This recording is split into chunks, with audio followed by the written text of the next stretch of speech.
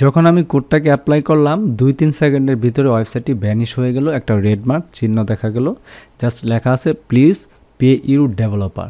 মানে কি, আপনি আপনার ডেভেলপারকে টাকা দেন, তারপরে এই ওয়েবসাইটটা রানিং হবে।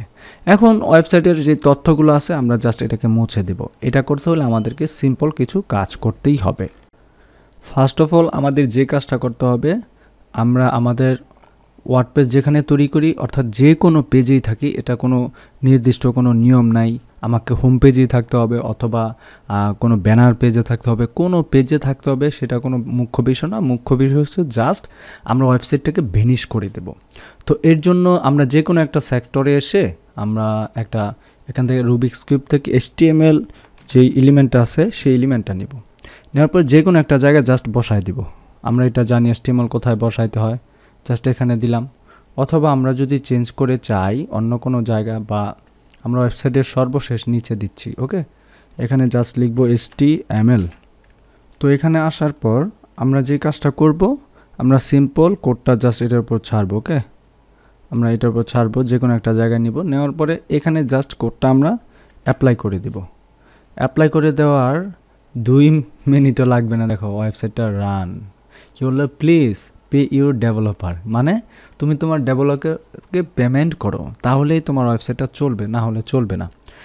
ঠিক এরকম দেখো ওয়েবসাইটটা কিন্তু আছে, তাই না? কি দারুণ দেখা যাচ্ছে। এখন যদি ওয়েবসাইটটা রিলোড দিই, বা ধরো কাস্টমার রিলোড দিলেও দেখবো ওয়েবসাইটের ভ্যানিশ। ওকে, ডান। দেখলা কি চলে আসছে? এই জিনিসটি জাস্ট আমরা করে দিতে পারবো আমাদের ওয়েবসাইটে, যদি আমাদের ক্লায়েন্ট আমাদেরকে পেমেন্ট না দেয়। কীরকম, আমরা হোম পেজে যে কোনো একটা সেক্টরে আসবো, সেক্টরে আসার পর এই কোডটা রাখবো, এই কোডটাকে HTML এর মাধ্যমে অ্যাপ্লাই করে দিলে জাস্ট এনাফ।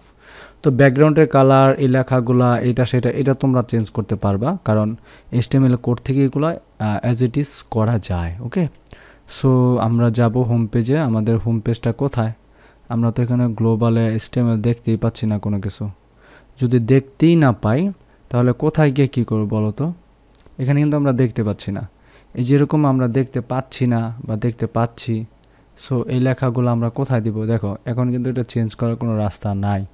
তো এখন যদি রাস্তাই না থাকে তাহলে আমরা কোথায় গিয়ে কী করব বলো তো? এই যে ভ্যানিশ নামে যে অপশনটা নিলাম, এটা তো আমাদের এখানে আছে। সো ডোন্ট ওয়ারি, আমরা এটা এরকম করব,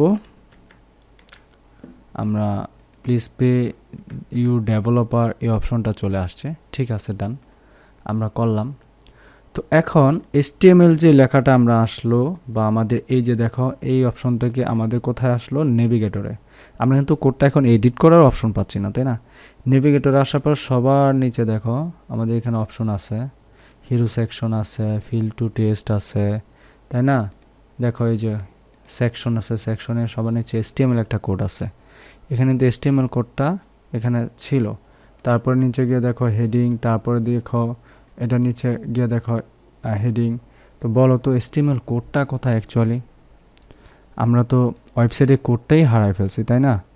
ওকে, ডান, ভয়ের কারণ নাই। আমরা সবার নিচে আসবো, নিচে এসে দেখি এখানে কোন সেকশনে বা HTML আছে কি নাই।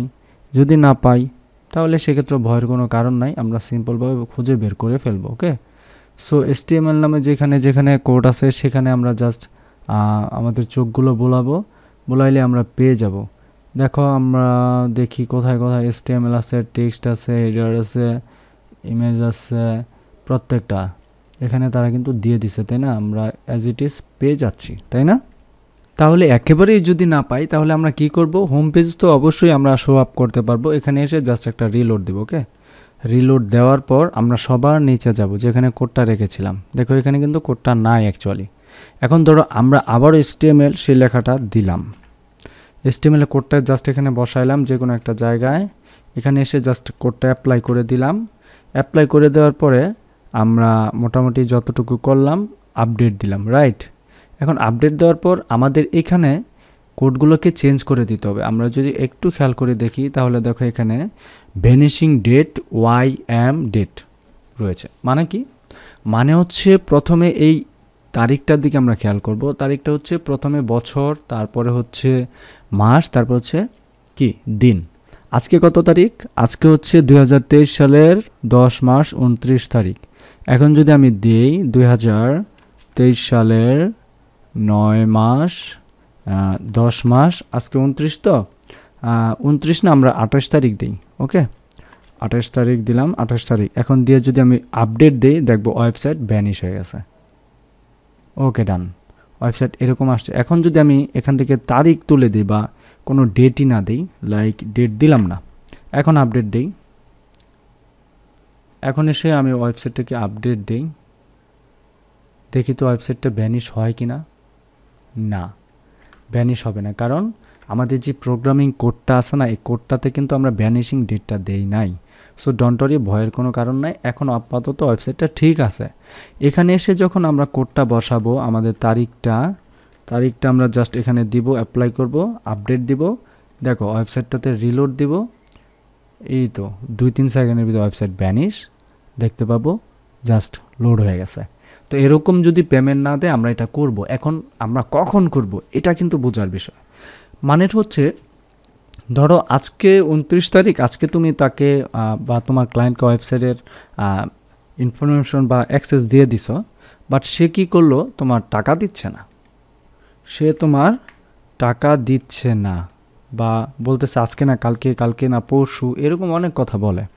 সো এরকম অনেক কথা যদি বলে, তাহলে এখন কি করা যেতে পারে এই লোকটাকে?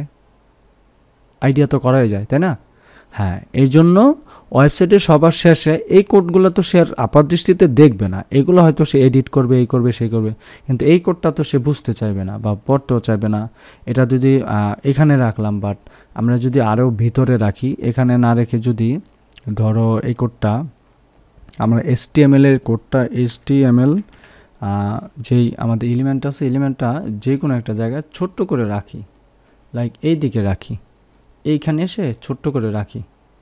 এখন এই যে আমরা এখানে রাখলাম, সে কি এটা আদৌ দেখার কোনো খবর আছে বা ক্ষমতা আছে তার? সে দেখতে পাচ্ছে না কোথায় এসে রাখলাম। সে হয়তো ভাবতে পারে এটা এডিটেরই ব্যাপার স্যাপার, কোড হয়তো সে পড়তে পাবে না। সে যদি কোড পড়তেই পারতো, সে তো নিজেই ডেভেলপার হয়ে যেত, তাই না? সো এর জন্য আমরা কোডটা জাস্ট এখানে অ্যাপ্লাই করে দিব, এখানে অ্যাপ্লাই করে দিব আমাদের যে কোডটা। অবশ্যই কোডটা আমরা ভিডিও ডেসক্রিপশনে দিয়ে দিব লিঙ্কটা, সেখান থেকে ডাউনলোড করে তোমরা অ্যাপ্লাই করতে পারো।